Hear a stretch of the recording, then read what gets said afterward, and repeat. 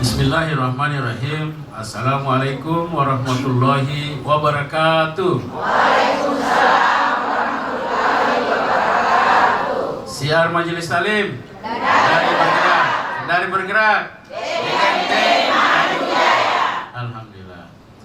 Alhamdulillahirabbil alamin wa bihi nasta'inu ala umuri dunya waddin. Asyhadu an la ilaha illallah wahdahu la syarikalah wa asyhadu anna Muhammadan abduhu wa rasuluh. Pemirsa Sultra TV, alhamdulillah kita berjumpa lagi dalam program acara Siar Ramadan 1444 Hijriah. Hari ini kita tiba di 3 Ramadan 1444 Hijriah.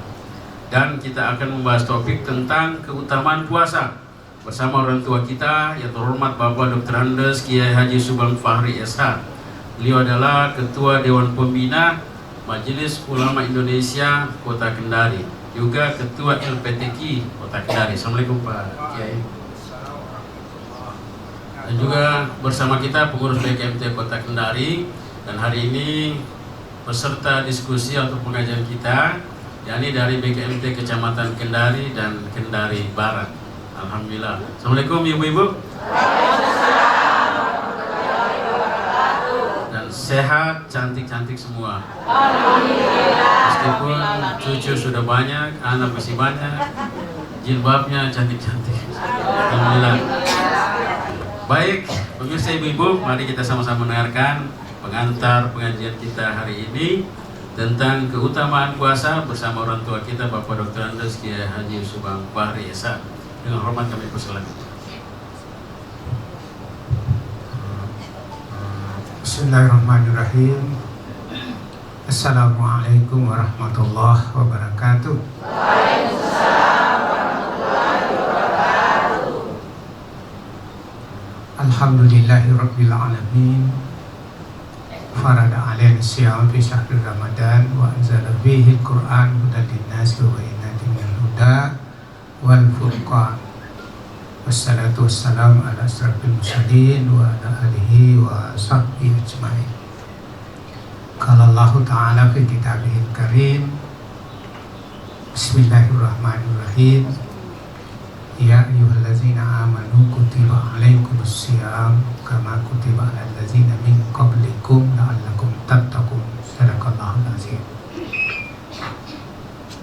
Pemirsa TV Sultra yang dirahmati oleh Allah Subhanahu wa Ta'ala, ibu-ibu majelis taklim dari Kecamatan Kendari dan Kendari Barat yang insya Allah dimuliakan oleh Allah Subhanahu wa Ta'ala.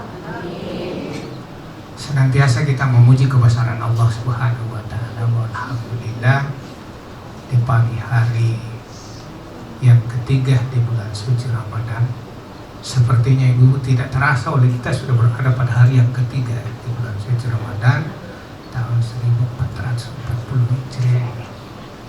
Selawat dan salam kepada junjungan kita Nabi besar Muhammad sallallahu alaihi wasallam, kepada keluarga sahabat tabi'in, insyaallah tercurah pula kepada kita sekalian.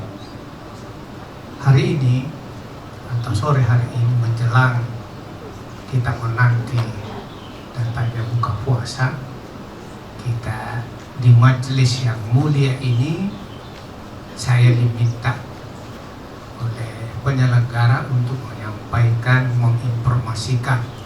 Saya tidak membahas, ya, hanya menyampaikan, menginformasikan tentang keutamaan bulan puasa. Tentu bicara bulan puasa, tentu bulan suci Ramadan.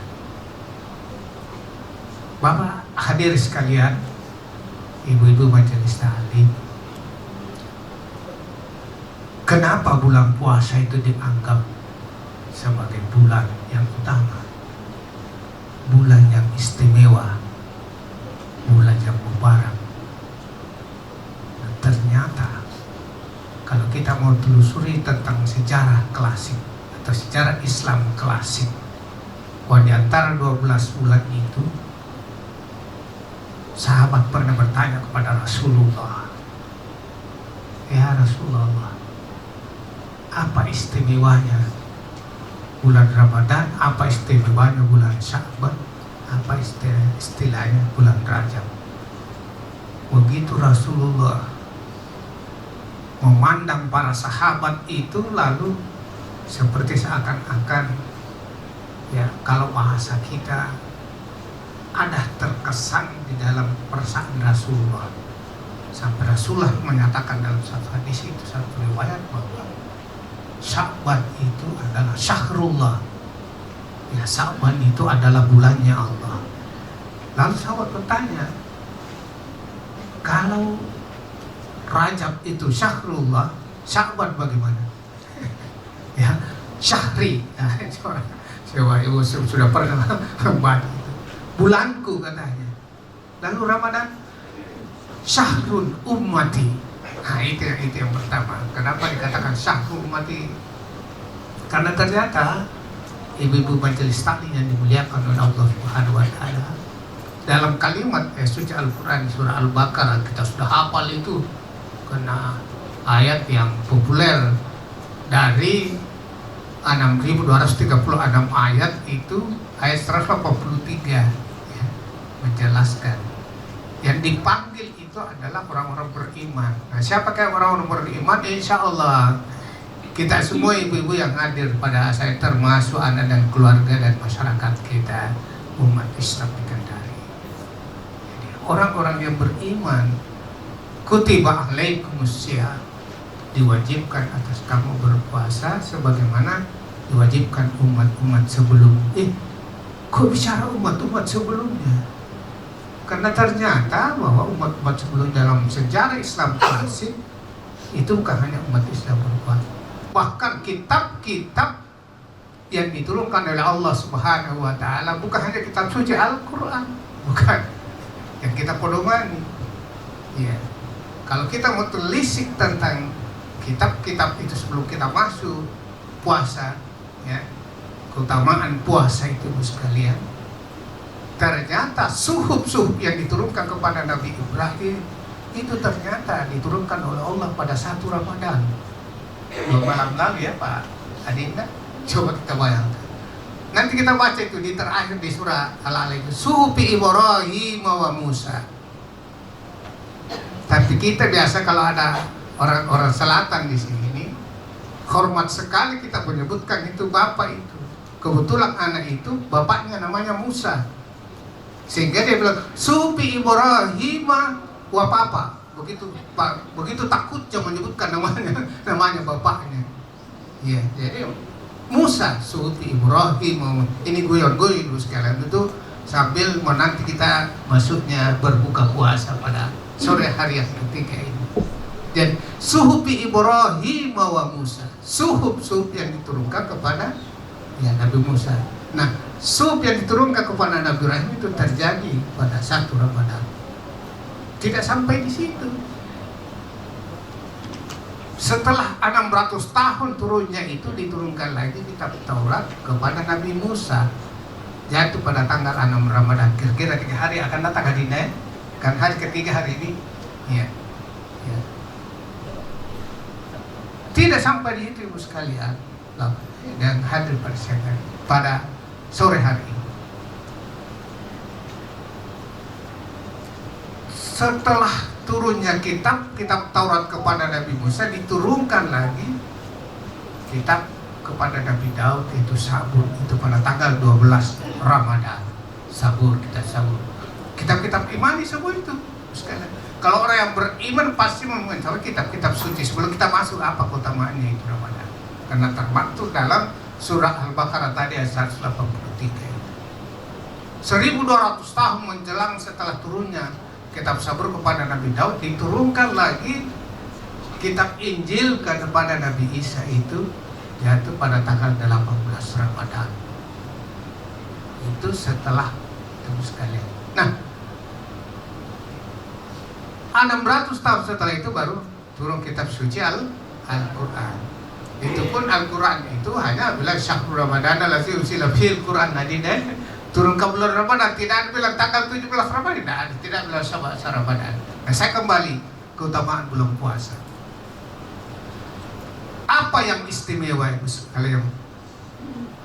Jamaah ta'lim, majelis taklim pada sore hari ini. Keutamaan puasa. Ya dituntut la'allakum tattaqun, mudah-mudahan kamu bertakwa. Tidak ada kata-kata pasti kamu bertakwa, mudah-mudahan. Ya. Langsung mudah-mudahan kau lakukan selamat kau, begitu ya.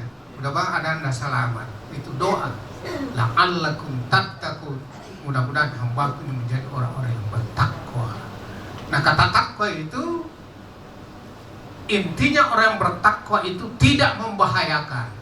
Kalau orang bertakwa itu tidak perlu disegani karena tidak membahayakan. Kemudian orang bertakwa itu lebih-lebih tidak perlu ditakuti karena orang bertakwa itu hanya takut kepada Allah Subhanahu wa ta'ala. Nah, biasa para dai kita kata takut itu ya beda kalau kita takut dengan binatang. Ya, kalau kita takut dengan binatang semakin menjauh. Tapi kalau takut kepada Allah semakin qarib, semakin dekat kita kepada Allah Subhanahu wa ta'ala. Nah, itulah yang diinginkan bahwa setiap hamba yang berpuasa di dalam bulan suci Ramadan itu dilipat gandakan pahala ibadah yang dilakukan. Sehingga mungkin kita masih ingat ini karena beliau tadi mengatakan pada nenek cantik-cantik ini. Waktu kita masih kecil dulu, nenek kita kalau sudah menjelang di akhir Sya'ban, ya di akhir Sya'ban itu yang punya kebun jauh dari kampung itu sudah mulai siap-siap masuk di kampung. Kalau ditanya, kalau kita gembala di kampung itu, Nek, kenapa kita keluar? Nah, sudah mau masuk Ramadan. Ya, kalau kita sudah Ramadan yang ketiga pada sore hari, begitu siapnya. Padahal barangkali dia tidak tahu membaca menulis. Ya, kalau orang Bugis yang dia tahu hanya kagangan kak, pabangan pak, ya relawa, mungkin hanya itu yang dia tahu. Ya, dia nesing membaca. Dia tidak tahu membaca dan menulis, tapi yang dia paham bahwa Ramadan itu adalah dilipat gandakan. Nah, ini keutamaan bulan puasa. Dilipat gandakan bukan hanya ibadah-ibadah wajib, tapi ibadah-ibadah sunnah pun dilipat gandakan. Coba ibadah-ibadah sunnah sama dengan kita melakukan ibadah wajib. Bagaimana itu ibadah wajib? Sehingga di dalam ayat itu sekalian surah Al-Baqarah ayat sekian itu, masalul ladzina yunfikuna amwalahum fi sabilillah kamathali habbatin ambatat sab'a sanabila fi kulli sumbulatin mi'atu. Alhamdulillah banyak ibu-ibu yang menghafal dan ikut itu. Nah, sab'a 7 setiap satu tangkai itu ya 100. Bahkan ada menafsirkan kalau bicara matematika kali lipatan itu kita tidak tahu berapa jumlahnya, berapa banyaknya itu. Hanya dengan bahasa kata sab'a itu 7. Ya. Jadi kita tidak tahu keistimewaan itu tujuannya adalah meningkatkan ketakwaan kita kepada Allah Subhanahu wa ta'ala. Jamaah majelis taklim yang dimuliakan oleh Allah Subhanahu wa ta'ala ini, mungkin kita pernah mendengar sewaktu ada seorang sahabat, lalu Nabi Musa mengatakan, semua amalan-amalan aku sudah lakukan dan disenangi oleh Allah. Tapi Allah menjelaskan melalui Jibril mengatakan, saya sudah sholat, saya sudah berpuasa, saya sudah berzikir. Salatmu katanya hanya untuk dirimu. Puasamu itu untuk mengekang hawa nafsu. Kamu berzikir itu untuk menjadikan tenang. Lalu amalan apa lagi? Lalu seorang yang berpuasa itu baca Al-Quran dibarengi dengan bersedekah. Nah, sedekah itu tidak harus uangnya 10 juta, 1 juta, 100 ribu. 5.000 majelis taklim yang dimuliakan oleh Allah Subhanahu wa ta'ala. Kalau pas lampu merah kita berhenti, datang orang mengulurkan tangannya, kita kasih. Alhamdulillah, mudah-mudahan bapak ibu bertambah rezekinya dan dimuliakan. 5.000 itu bagi kita berapa? Ringan sekali. Coba itu sekali. Karena itulah sehingga dalam kehidupan ini, di dalam bulan suci Ramadan, kalau kita mau utamakan dalam puasa itu, ibu sekalian, kita tingkatkan ibadah, ya berpuasa kita, kemudian jangan kita lupa zikir kepada Allah sekaligus kita bersedekah. Bersedekah itu tidak harus uang. Andai kata kita tidak punya, untuk menambah pahala-pahala, karena namanya ibadah itu tidak harus dalam arti bahwa di dalam berpuasa kita ini tidak selamanya dimaknai bahwa ibadah itu adalah berpahala.